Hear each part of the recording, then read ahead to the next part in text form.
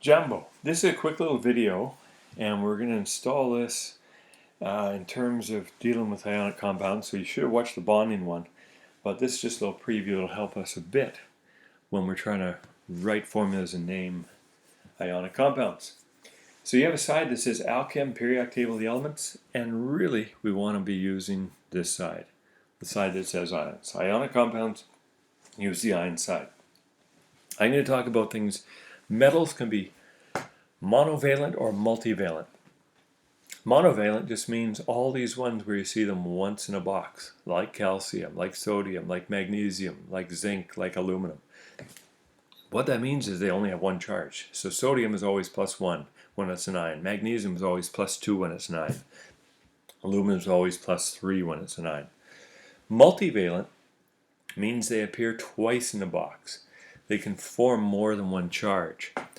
So if we look at something like iron can be +2 or +3. So we have to know, are we using iron 2 or iron 3? Those numbers written in Roman numerals in the name. That's what I'm talking about for multivalent. And you'll see that in upcoming videos. Now for the nonmetals, when it's just a nonmetal at the back end of a compound, not a complex ion, then you have to change the ending to "ide." So here fluorine is what it would say here, but in a compound it becomes fluoride. So you're not going to brush your teeth with fluorine, a poisonous gas that would kill you. You're going to brush your teeth with fluoride, which is in a form that will not kill you. But anyways, the whole point of it is these guys are all going to be "ide." Even the carbon, it should actually say carbide there. And hydrogen, if it's acting like a nonmetal, is hydride. The other thing to note for ionic compounds is we have a table of complex ions. And I hate this table of complex ions for two reasons.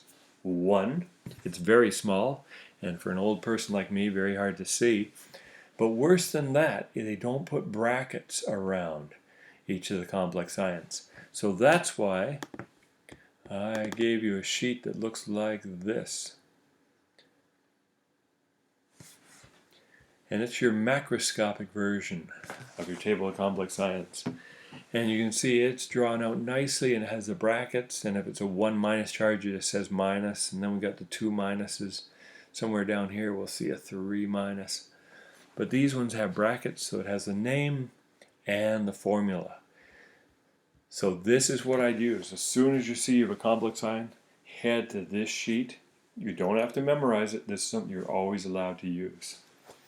So keep that in mind as we head to the next two videos. The next video will be on writing ionic compounds, writing their formulas, and the next one after that will be on how we name them properly. That's it for this beast.